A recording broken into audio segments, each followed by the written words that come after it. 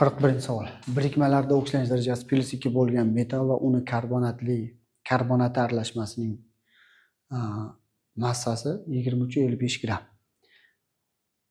Aralashma mol miqdorida xlorid kislota eritmasida eritildi va 336 litr normal sharoitda gaz ajraldi. Gaz ohakli suvdan o'tkazilganda 5 gram cho'kma hosil bo'ldi. Metalning nisbiy atom massasini toping. Bda sarflangan 10% xlorid kislota eritmasining massasini gramda toping degan savol. Demak, reaksiyani yozib olamiz. Ekvivalentli metal va uni karbonati bor ekan. Xo'sh, metal va ekvivalentli metal karbonat.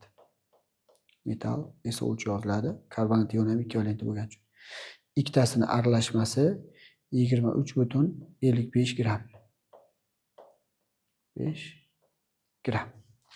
Plus xlorid kislotada eritildi. Plus H xlor.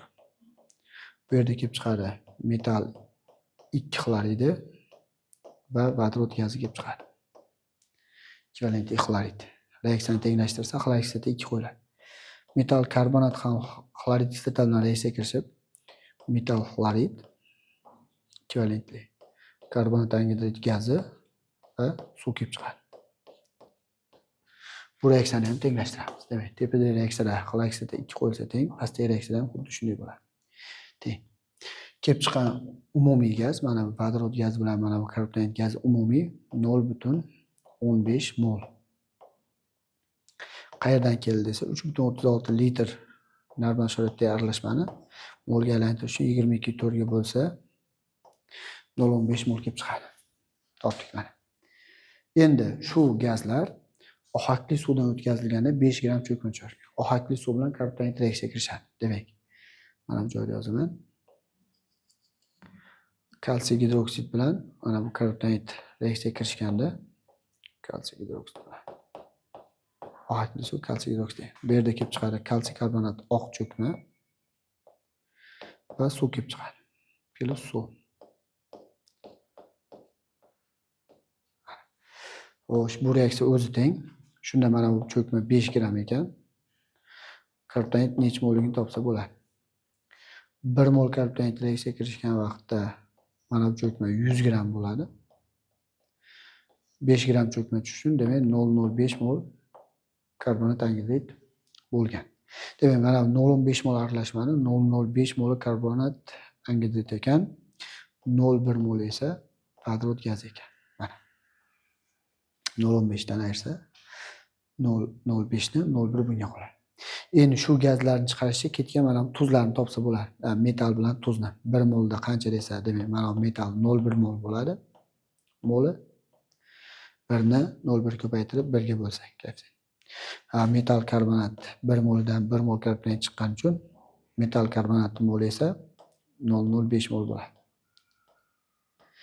Endi bu mollarni molar massalar ko'paytirsa massalar chiqadi. Massalar yig'indisini 23,55 ga tenglashtirsa tenglama kelib chiqadi. Demak, metalning molar massasi noma'lum x deb belgilaymiz.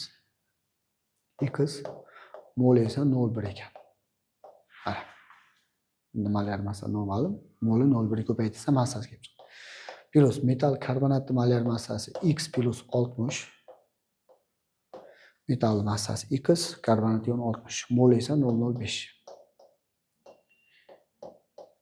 Bu tuz massasi, bu metal massasi, ikkitasining yig'indisi 23,55 aralashmani massasi gramda. Qavsni ochib ishlaymiz. Bu yer 0,1 x bo'ladi. Plus x ni ochsa 0,05 x bo'ladi. 0,05 ni x ga ko'paytirsa. Plus 0,05 ni 60 ko'paytirsa 3 bo'ladi. Teng 23,55. Qo'shsa 0,15 x bo'ladi. Barobar 3 bu yoqqa minus o'tadi. 23,55 dan 3 ni ayirsa 20,55 massa qoladi. 20,55 ni 0,15 ga bo'ladigan bo'lsa, noma'lum metalning molar massasi kelib chiqadi. 20,55 ni bo'lamiz 0,15 ga. 137 kelib chiqar ekan. Demak, bu metal bariy bo'lgan. Metal molar massasi 137. Demak, bu bariy degan metal. Demak, birinchi javob topdik. Metallni atom massasini toping. 137 degan javob yozish kerak. A javobni topdik. Bu A javob. Endi B javobga o'tamiz. Xo'sh, B javobni qanday topamiz? B javobda sarflangan 10% xlor kislota eritmasining massasini topdik. Demak, bu yerda sarflangan xlorid kislotaning molini topib olamiz.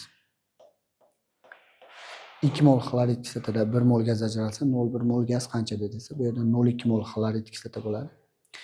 2 mol xlorid kislotada 1 mol gaz bo'lsa, 0,05 da qancha desa, bu 0,1 mol xlorid kislota bo'ladi. Umumiy xlorid kislota ikkitasini qo'shamiz. Demak, shu reaksiya uchun olingan xlorid kislota teng 0,2 moli metall bilan kirishibdi, 0,1 moli metall karbonat tuz bilan reaksiyaga kirishibdi. Umumiy esa 0,3 mol. 0,3 molni molar massa 36,5 ga ko'paytirib olsa, bu yerga kelib chiqadi 10,95 gram xlorid kislotaning massasi.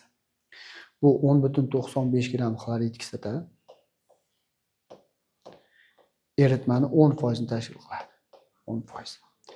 100% eritmani massasi necha gram deb proporsiya tuzilsa, 10 marta katta son chiqadi, ya'ni 109,5 gram. Demak, xlorid kislota eritmasi 109,5 gram bo'lgan. Mana bu ikkinchi javobga 109,5 gram bo'lgan xlorid kislota eritmasining massasi degan javob yoziladi. Demak, ikkita javob ham kelib chiqdi.